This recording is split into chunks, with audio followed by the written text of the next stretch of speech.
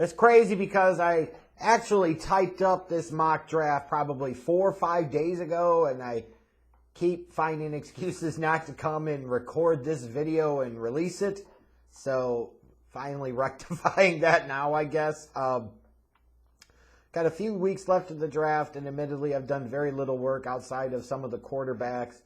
We'll see what I'm able to get to in the next few weeks. Life is really hectic right now, so there you go. Sucks, but such is life. But doesn't mean that I can't still offer up a mock draft. And I am here to do that today. It's only a one-round edition, so sorry, Bears fans, if you're wondering who I would project them to take at 39 or 48 or whatever. You're not going to have that here. Next week, I'll do another one, and at that point in time, you'll probably get that. So just deal with it for now, all right? We'll talk about Bears football in another video. But let's go ahead and talk about this mock draft. Obviously, you can look at all 32 picks from round 1 in this mock in the description box down below. Starting off with the Jacksonville Jaguars at pick number 1. Personally, my opinion, is I don't think Aidan Hutchinson is worth the number 1 overall pick in this draft. I just don't. I don't know what's special about him, like elite about him. I'm not saying he's not a good or even very good player, but does he really strike you of the same level of talent of, let's say, like a Myles Garrett or one of the Boses or something like that? The answer is no. And I realize the Jags, gave the franchise tag to Cam Robinson and all of that, but Aidan Hutchinson doesn't help Trevor Lawrence become a better quarterback in the National Football League.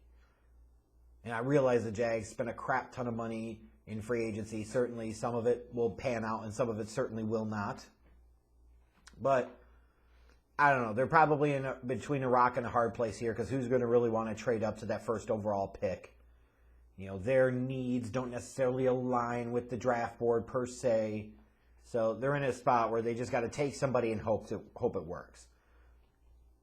Now, in the defense of the Jags is that when you look at the history of the past 20, 25, 30 years, more often than not, the player taken number 1 overall in the draft, no matter who it is, by an overwhelming majority, is not going to be the best player out of this draft. Just not. The history certainly supports and backs that up. The Jags just got to hope that they get a foundational piece that they can help rebuild their team around. May not be the best player in the draft, and maybe that's where they look at Hutchinson and they say, this is a safe guy, but will be a pretty good contributor at the NFL level and could be somebody we build around as a building block in the defense. Maybe, I don't know. Where I think it gets more interesting, though, is for the Detroit Lions at pick 2. And this is where you're going to hear a lot of debate and discussion about, are the Lions going to trade down? Are they going to want to try and move back? Maybe they don't like the way the draft board lines up for them here. But combine that with the obvious need for quarterback, but the view of this quarterback class lacking that truly elite or like special, obvious top 3, top 2 type of talent. What did the Lions do here? And I look at it like this. If you can in any way, shape, or form justify taking a quarterback in this draft that high, you have to do it. The Detroit Lions can't wait until their pick later in round 1 and risk the board not falling their way and not getting a guy. They can't risk waiting until 2023 because, while that sounds great in theory, hey, just tank again or just wait until next year and you'll be able to find somebody there. Will you? Will you? There's no guarantee of that. You could think that there's going to be, big name quarterbacks available in the year, and there might be. But what if there's not? What if there's not? Then what do? Then you're waiting until 2024 when you don't have the surplus of draft pick capital from that Matthew Stafford trade? I'd rather get the young quarterback and build around him now.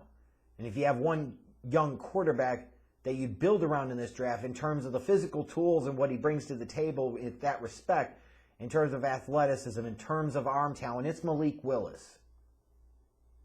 Will he pan out to be the best quarterback in the draft? Time will tell. But he's the guy, if you're taking one, he's the guy that you would take this high.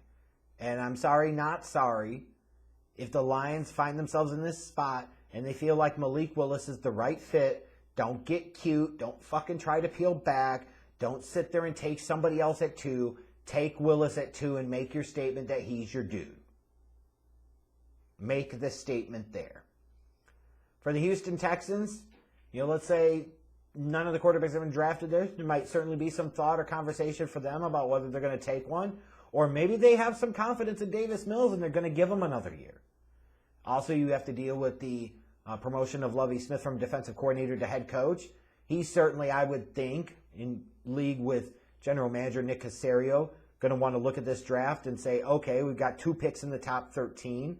Where do we build up this team? Where can we get the quickest return on our investment?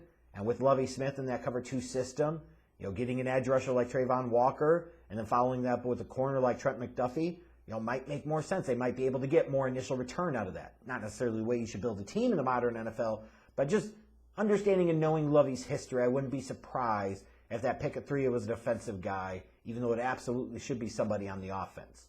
I would expect at some point in time in that top 6 to 8 picks, you're going to have a run on the offensive linemen like Ekwonu, Evan Neal, Charles Cross.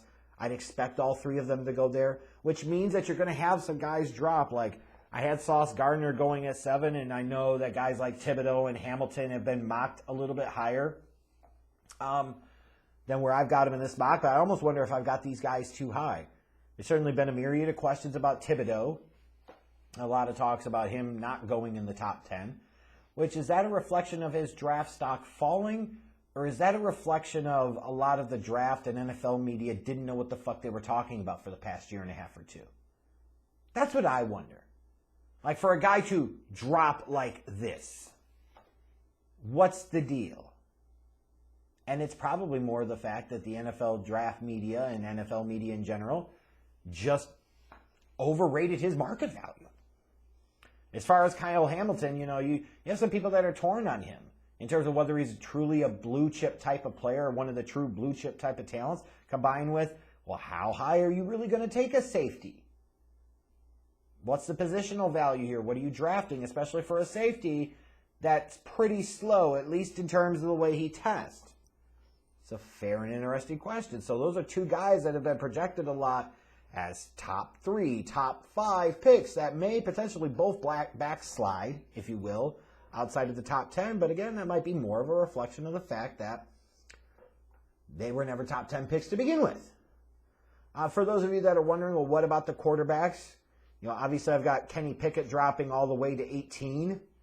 And I think that to me is a reflection of, I was just seeing how it would play out if the quarterbacks did not shoot up the draft boards. Matt Corral, I've got going 26 to Tennessee. Like, when I look at teams picking in the middle half or the second half of round 1, and I look at teams that we're talking about that might draft a quarterback, certainly you're going to see a lot of mocks that will consider New Orleans as a potential option. The Pittsburgh Steelers, even with the signing of Trubisky, like, that doesn't prevent them from drafting a quarterback. But then you see somebody like a Tennessee Titans team and you say, that might make sense. Because there have to be serious questions about just how far you're going to get with a Ryan Tannehill. Just similar with the San Francisco 49ers is you can only get but so far with a mid-level quarterback in the NFL. You look at the 49ers, like you could say, they legit should have 1 or 2 Super Bowls over the past 4 to 5 years if they had a legit quarterback and not Jimmy G. Imagine if the 49ers, just think about this. Imagine if the 49ers in 2017 had stayed at 2 and took Patrick Mahomes or Deshaun Watson. Or let's say Mahomes. Or even if they still traded back from 2 to 3, let the Bears jump them to take Trubisky and then they took Mahomes. Just think about where they would be right now. They probably would have won 2 Super Bowl rings at least under Kyle Shanahan. You'd have Patrick Mahomes throwing to George Kittle and Deebo Samuel. And Shanahan knows how to scheme the running game and create opportunities in the running game. So yeah, I wonder if a team like Tennessee is going to look at quarterback in round 1 and say this is a spot we need to be, or somebody might trade back up into the tail end of round 1 to go get one of these quarterbacks. Really wonder how this quarterback market is going to play out, just because they're not perceived to be as great. It could play out that way, but teams are so damn quarterback desperate, they might not care, and they might be worth rolling the dice for them. Ojabo, the defensive end, the edge rusher from Michigan, it sucks that he had the Achilles tear. I hope his draft stock doesn't fall too far, especially if you're thinking that his recovery could be 6 to 8 months. Like, there would be a chance that he could contribute as a rookie. You know, this was a guy that I'd be looking at as a top 5 talent in this draft if he didn't have the injury, and certainly viewed higher than Hutchinson as an edge rusher and in terms of his upside. So if you're a team like Philadelphia and you could get him in the middle of round 1, shit, you got to be feeling the love. Like, whether Philadelphia truly stays where they're at and selects at picks 15, 16, and 19 remains to be seen. I'm not sure that that's the best utilization of the draft pick capital that they have gotten upon themselves, but they might. It could be a combination of they might move up from 15 or 16 and move up a little bit. They might peel back from 15 or 16. They might peel back from 19. Why not try to give yourself even more draft pick capital this year and potentially in 2023 as well? You know, talk about now the Kansas City Chiefs with the Tyreek Hill deal. What are they going to do with those 2 first-rounders? The Green Bay Packers with the Devontae Adams deal. You know, everybody's going to assume they're going to spend one of those first-rounders on a wide receiver. I have them doing it, but I don't even have them doing it at 22. I've got them doing it at pick 28. Lots of interesting subplots here to watch in the weeks to come. I imagine my mock drafts will look a lot different in about 3 weeks. I'm going to try and get caught up here. Hopefully this damn school will let up a little bit so I don't have as many huge assignments and as many damn tests to try and do and study for. So my hope is that in April I'll at least be able to get caught up and get through at least all of the big name prospects, and with a bigger emphasis because of being a Bears fan, focusing on things like wide receiver, offensive lineman, maybe defensive backs, but we'll see how it plays out. But you can look at my mock draft, hear what I've said. Feel free to gripe and bitch away in the comments.